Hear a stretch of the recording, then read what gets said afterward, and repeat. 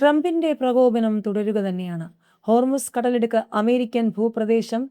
ഇറാന് കരാറുണ്ടാക്കാൻ ആഗ്രഹമുണ്ട്. അത് വേണോ എന്ന് ഞങ്ങൾക്ക് ഉറപ്പില്ല എന്നാണ് ട്രംപിന്റെ പുതിയ പ്രകോപനം. ഇറാന് ആണവായുധം കൈവശം വയ്ക്കാൻ ഒരിക്കലും അനുവദിക്കില്ലെന്ന് US പ്രസിഡന്റ് ഡൊണാൾഡ് ട്രംപ് ആവർത്തിക്കുകയാണ്. ഇറാൻ ആണവായുധം നിർമ്മിച്ചാൽ മോശം കാര്യങ്ങൾ കാണേണ്ടി വരുമെന്ന് പറഞ്ഞ ട്രംപ് ഹോർമുസ് കടലിടുക്കിനെ അമേരിക്കൻ ഭൂപ്രദേശമെന്നും വിശേഷിപ്പിച്ചു. ഇറാന് അമേരിക്കയുമായി ചേർന്ന് കരാർ ഉണ്ടാക്കാൻ ആഗ്രഹമുണ്ടെന്നും ട്രംപ് അവകാശപ്പെട്ടു. സൗത്ത് കരോലിനയിലെ മാർട്ടിൽ ബീച്ചിൽ നടന്ന റാലിയിലാണ് ട്രംപിന്റെ പ്രതികരണം. ഇറാനെ ആണവായുധം ഉണ്ടാക്കാൻ നമ്മൾ അനുവദിക്കരുത്. അങ്ങനെ സംഭവിച്ചാൽ വളരെ മോശം കാര്യങ്ങൾ കാണേണ്ടി വരും.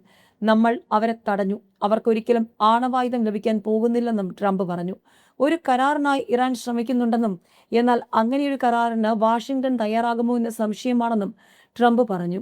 അവർക്ക് കരാറുണ്ടാക്കാൻ വലിയ ആഗ്രഹമുണ്ട്. പക്ഷേ അങ്ങനെയൊരു കരാർ വേണോ എന്ന് ഞങ്ങൾക്ക് തന്നെ ഉറപ്പില്ല. കാരണം ഹോർമുസ് കടലിടുക്കിനെ താനിപ്പോൾ കാണുന്നത് ഒരു അമേരിക്കൻ പ്രദേശമായിട്ടാണ്. അത് അമേരിക്കൻ മണ്ണാണെന്നും ട്രംപ് പറഞ്ഞു.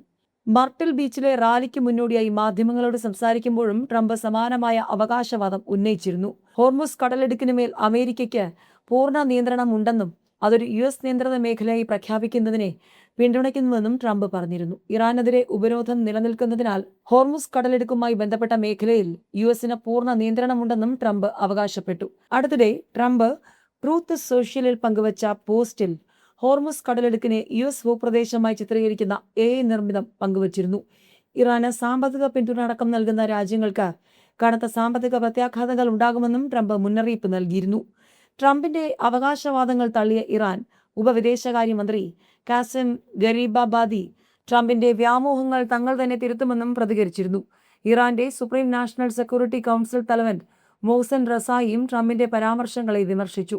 ഉപരോധം പിൻവലിക്കുക, മരവിപ്പിച്ച ഇറാനിയൻ ആസ്തികൾ വിട്ടു നൽകുക തുടങ്ങിയ ആവശ്യങ്ങൾ അംഗീകരിക്കാതെ ഹോർമുസ് കടലിടുക്ക് വീണ്ടും തുറക്കില്ലെന്നാണ് ഇറാന്റെ നിലപാട്.